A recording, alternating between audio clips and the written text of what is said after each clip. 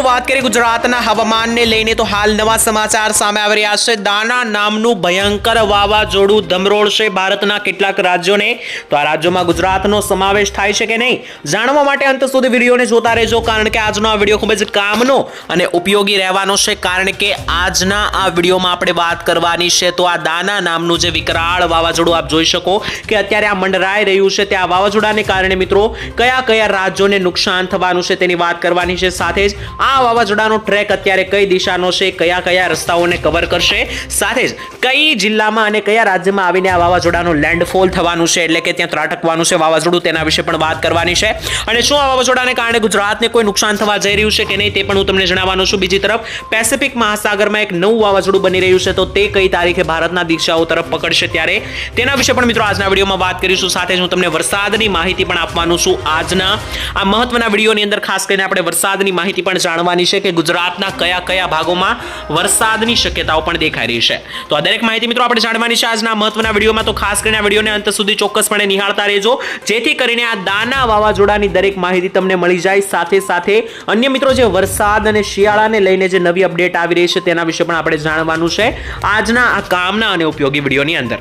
તો સૌથી પહેલા હું તમને ગુજરાતના હવામાન વિશે માહિતી આપી દઉં, સેટેલાઇટના માધ્યમથી જોઈ લઈએ તો મિત્રો જોઈ શકો કે આપણું ગુજરાત અહીંયા આવેલું છે અને ગુજરાતની આસપાસ અત્યારે કોઈ મોટી વરસાદની સિસ્ટમ ચારો દિશા તરફથી દેખાતી નથી, જેને લઈને ગુજરાતનું વાતાવરણ અત્યારે એકદમ સ્વચ્છ અને ક્લીન જોવા મળી રહ્યું છે। આપ મિત્રો જોઈ શકો કે ગુજરાતની અંદર અત્યારે હાલ કોઈ મોટા વરસાદની આગાહી નથી। જી હા મિત્રો, ભારતના અન્ય રાજ્યોમાં વરસાદ જરૂર છે, જેમ કે મિત્રો દક્ષિણીય ગુજરાતના ભાગો અને પશ્ચિમીય બંગાળ લાગુના જેટલા પણ પૂર્વીય રાજ્યો છે, જેમ કે જ્યાં મિત્રો દાના વાવાઝોડું અત્યારે મંડરાઈ રહ્યું છે ત્યાં આસપાસના રાજ્યો, તે દરેક વિસ્તારોમાં મિત્રો અત્યારે વરસાદની સિસ્ટમ સક્રિય છે। બાકી ગુજરાતમાં આપ જોઈ શકો મિત્રો અત્યારે કોઈ મોટી વરસાદની સિસ્ટમ સક્રિય નથી, આજ પણ નથી અને આવતીકાલે પણ નથી। તેની સાથે સાથે મિત્રો 27 અને 28 તારીખ સુધી ગુજરાત ઉપર કોઈ મોટી વરસાદનો ખતરો નથી, એટલે કે મિત્રો 28 તારીખ સુધી તમને ગુજરાતમાં કોઈ મોટો વરસાદ લગભગ જોવા ના મળી શકે। પરંતુ જો દાના વાવાઝોડાની દિશા બદલાણી અને આ વાવાઝોડું ગુજરાત તરફની ડાયરેક્શન પકડશે તો મિત્રો તેને લઈને કઈ જુદું હવામાન જોવા મળશે અને તેને લઈને દિવાળીના સમયગાળા આસપાસ એટલે કે 30 અને 31 તારીખ આસપાસ જે છે તે ગુજરાતમાં કેટલાક વિસ્તારોમાં વરસાદની આગાહી છે। જો કે મિત્રો ગુજરાતમાં 30 અને 31 તારીખે એમ પણ એક વરસાદની નાનકડી સિસ્ટમ જોવા મળે તેવી આગાહી છે। તેમાં 30 અને 31 ઓક્ટોબર એટલે કે દિવાળી અને કાળી ચૌદસ આસપાસના સમયગાળા દરમિયાન છે આ વરસાદની નાની સિસ્ટમ ગુજરાત તરફ આવી રહી છે। તેનાથી ખાસ કરીને ગુજરાતના જે દક્ષિણીય ગુજરાત અને સૌરાષ્ટ્રના ભાગો છે તો આ વિસ્તારોને વધારે નુકસાન થવાની ભીતિ જે છે તે સર્જાઈ રહી છે।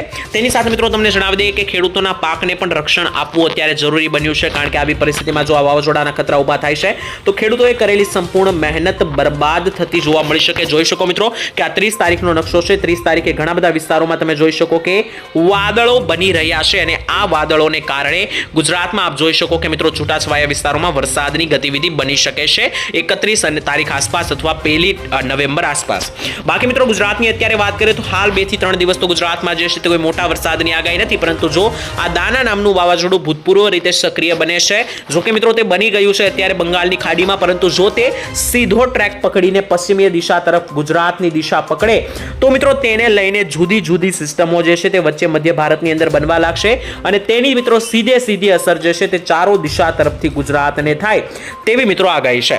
અને આપણે મિત્રો જણાવી દઈએ કે આ વાવાઝોડાને લઈને આગામી સમયમાં કેટલું નુકસાન કયા કયા જિલ્લાઓને અને રાજ્યોને થવાનું છે તેના વિશે હું તમને હવે વાવાઝોડાનો ટ્રેક સમજાવી દઉં। તો મિત્રો સૌથી પહેલા તો તમે જોઈ શકો કે આ વાવાઝોડું જે છે તે 22 તારીખનું બંગાળની ખાડીમાં કહેર મરપાવી રહ્યું છે અને આ વાવાઝોડાને કારણે બંગાળની ખાડીના આસપાસના જેટલા પણ રાજ્યો છે, જેમ કે પશ્ચિમીય બંગાળ, તેની સાથે ઓડિશા, ઝારખંડ, તેની સાથે છત્તીસગઢ, તેલંગાણા, ઉત્તર પ્રદેશ અને કોલકાતા લાગુના દરેક વિસ્તારો, તો આ દરેક ભાગોની અંદર આ વાવાઝોડાને કારણે અત્યારે હાલ મોટા વરસાદના છાપટાઓ પડી રહ્યા છે, જેને લઈને ભારે પવનો ગતિવિધિ સાથે ખાસ કરીને 60 થી લઈને 80 કિલોમીટર પ્રતિ કલાકના પવનો સાથે આ વિસ્તારોની અંદર જે છે તે ગતિવિધિ વરસાદની જોવા મળી રહી છે।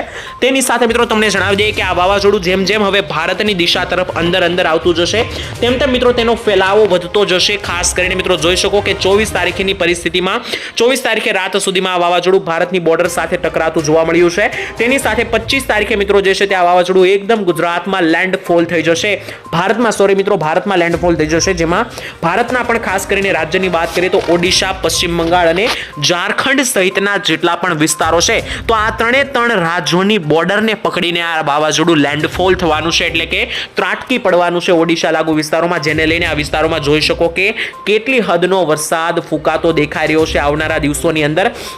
આપ મિત્રો જોઈ શકો કે પૂર્વીય ભારતના દરેક રાજ્યો 5 થી 6 મોટા જેટલા પણ રાજ્યો છે, બંગાળ, પશ્ચિમીય બંગાળ, બાંગ્લાદેશ, ઓડિશા, ઝારખંડ, છત્તીસગઢ, તેલંગાણા, ઉત્તર પ્રદેશ અને આ દરેક વિસ્તારોની ઉપર લેન્ડફોલ થવાથી વાવાઝોડાની સૌથી વધારે નુકસાન 24, 25 અને 26 તારીખ દરમિયાન થવાનું છે.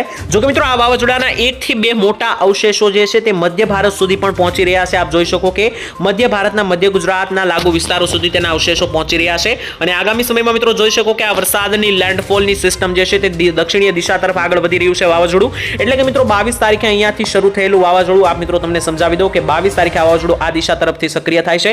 પછી મિત્રો તે ઉપરની દિશા પકડીને પશ્ચિમ બંગાળ, ઉત્તર પ્રદેશની દિશા પકડીને 24-25 તારીખે આગળ વધતું દેખાઈ રહ્યું છે અને 26 તારીખે તેની દિશા નીચેની એટલે કે દક્ષિણીય દિશા તરફ મહારાષ્ટ્ર અને હૈદરાબાદ તરફ આગળ વધતું જોવા મળી રહ્યું છે. જો મિત્રો તેની દિશા જે છે તે આ પશ્ચિમની વતીને જો ઉપર જઈને સીધી ડાયરેક્ટ પશ્ચિમી દિશા તરફ ગુજરાત તરફ જો આગળ વધ્યું તો મિત્રો આ સિસ્ટમ અહીંથી નીચે આવવાની બદલે જે છે તે આ દિશા તરફ ડાયરેક્ટ ડાબી દિશા તરફ આગળ વધશે અને જો મિત્રો આ દિશા તરફ આ વાવાઝોડું આગળ વધ્યું તો લગભગ મધ્ય ભારતના વિસ્તારો પાસે આવીને એટલે કે ઇન્દોર અથવા મધ્યપ્રદેશના જે વિસ્તારો છે ત્યાં મિત્રો ભોપાલ પાસે આવીને લેન્ડફોલ કરશે, જેને લઈને ગુજરાતમાં આવનારી પરિસ્થિતિઓ વધારે વિકરાળ બની શકે અને ખાસ તો ખેડૂતોને અત્યારે ભારે નુકસાન જઈ રહ્યું છે તેમાં વધારો પણ થઈ શકે. જો આ વાવાઝોડાની દિશા મેં તમને જણાવી તે રીતની જો જોવા મળે છે તો તેને લઈને ખાસ કરીને ભારે નુકસાન વેઠવાનો વારો જે છે તે લોકોને મિત્રો આવી શકે.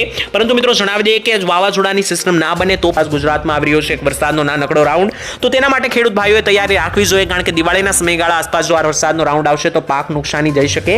અને મિત્રો અગાઉ જે પાક નુકસાની ગઈ છે તેને લઈને મોટી સરકારે જાહેરાત કરી છે. ઓગસ્ટ મહિનાની અંદર જે મોટા વરસાદ પડ્યા છે 15, 20 ઇંચના ગુજરાતમાં, તેને લઈને સરકારે ગઈકાલે 1400 કરોડથી વધારે રૂપિયાનું પેકેજ જે છે તે મિત્રો જાહેર કરી દીધું છે. તો આ 1400 કરોડ રૂપિયા જે છે તેવા ખેડૂતોને આપવામાં આવશે કે જેમને ખરેખર ખેડૂતની અંદર ખેતરની અંદર જે ખેડૂતોને નુકસાન ગયું હોય. લગભગ મિત્રો જે છે તે 600 થી વધારે ગામડાઓનો સમાવેશ થયેલો છે. તો આ દરેક ગામડાના ખેડૂતોને ભાગે ભળતી સહાય આપવામાં આવશે. તો જો તમારા ખેતરમાં પણ નુકસાન ગયું હોય તો નિશ્ચિત રહેવાની જરૂર છે તમારે, કારણ કે તમને પણ મિત્રો આ સહાય પેકેજમાંથી તમને પણ થોડી ઘણી હિસ્સો સહાયનો જે છે તે મિત્રો આપવામાં આવશે. બાકી મિત્રો હવે આગળના હવામાન વિશે ગુજરાતના વાત કરીએ તો હવે 5 થી 6 દિવસ જે છે તે ગુજરાતમાં વરસાદનું પ્રમાણ ધીમે ધીમે ઘટવા લાગશે. દિવાળી સમયે ફરી એકવાર નાનકડો રાઉન્ડ આવશે તો 2-3 દિવસનો આ રાઉન્ડ બની શકે. વાવાઝોડું જો મિત્રો આવશે તો તેને લઈને પરિસ્થિતિ બદલાઈ જશે, કારણ કે અત્યારે તો મિત્રો ગુજરાત ઉપર કોઈ વાવાઝોડાનો મોટો ખતરો નથી, પરંતુ ભવિષ્યમાં જો વાવાઝોડાની દિશા બદલાણી, કોઈ નવું વાવાઝોડું અરબ સાગરમાં બન્યું તો તેને લઈને તો મિત્રો ખેદાન મેદાન પણ થઈ શકે આવનારા સમયમાં ગુજરાતની અંદર. પરંતુ તેની અત્યારે મોટી કોઈ અત્યારે ગભરામણ ગુજરાતમાં દેખાતી નથી. ભવિષ્યમાં મિત્રો તેને લઈને જો આ આગાહી પણ 100% સચોટ બનતી જોવા મળી છે અને અત્યારે મિત્રો બંગાળની ખાડીમાં વાવાઝોડું બન્યું છે અને હવે તેમની એક આગોતરી આગાહી છે કે 5 અને 6 નવેમ્બર આસપાસ એટલે કે લાભ પાંચમ આસપાસ બંગાળની ખાડીમાં ફરી એકવાર ચક્રવાત બનશે. તો જો મિત્રો તે ચક્રવાત બન્યું તો તેને લઈને ફરી એક મિની વરસાદનો રાઉન્ડ આવી શકે, જે ખેડૂતો માટે ખૂબ જ નુકસાનદાયી બની શકે આવનારા દિવસોની અંદર. તો તેવું મિત્રો થશે તો તેના વિશે ચોક્કસપણે તમને આગળ જાણ કરવામાં આવશે આગળના વિડીયોની અંદર. અત્યારે તો મિત્રો તેને લઈને કોઈ મોટી હજી અપડેટ નથી, કારણ કે બંગાળની ખાડીમાં જો એક ચક્રવાત એક્ટિવેટ છે, બીજું જ ખતરનાક બની શકે. જોવા જઈએ તો મિત્રો આ વર્ષે ચોમાસું ઘણું લાંબુ ચાલ્યું છે. દર વર્ષના ચોમાસા કરતા 1 મહિનો જે છે આ વખતે ચોમાસું વધુ ચાલ્યું છે અને હજુ મિત્રો ચોમાસાની વિદાય તો થઈ ગઈ છે, પરંતુ જો વાવાઝોડા બને છે તો તેની અસરને કારણે લો પ્રેશર અને ડીપ ડિપ્રેશનને કારણે વરસાદો બની શકે. તો આ વર્ષ મિત્રો ખૂબ જ પરેશાનદાયી બન્યું છે ખેડૂતો માટે. તો હજુ ખતરો ટળ્યો નથી. દિવાળીનો સમયગાળા સુધી મિત્રો ખેડૂતોએ સાવધાન રહેવાની જરૂર છે. ત્યારબાદ જો વાવાઝોડા બને છે તો તેને લઈને ફરીવાર સાવધાન ખેડૂતોએ રહેવું પડશે. પરંતુ મિત્રો જો તેવું કોઈ પરિસ્થિતિ બનશે તો નિશ્ચિતપણે અમે તમને જાણ કરીશું. તો આ ચેનલ સાથે જોડાયેલા રહેજો સબસ્ક્રાઇબ કરીને, અને આ વિડીયો પસંદ આવે તો વિડીયોને લાઈક કરી દેજો. કોમેન્ટમાં તમને કોઈ પ્રશ્ન હોય તે પણ લખી દેજો અને તમારા મિત્રો સાથે વોટ્સએપ અને ફેસબુક ગ્રુપમાં વિડીયોને શેર જરૂર કરી દેજો. તમને મળીશું આવતીકાલે એક નવા હવામાન સમાચારમાં મિત્રો. ત્યાં સુધી હાલ આજ માટે રજા આપશો. ધન્યવાદ. જય માતાજી, જય દ્વારકાધીશ.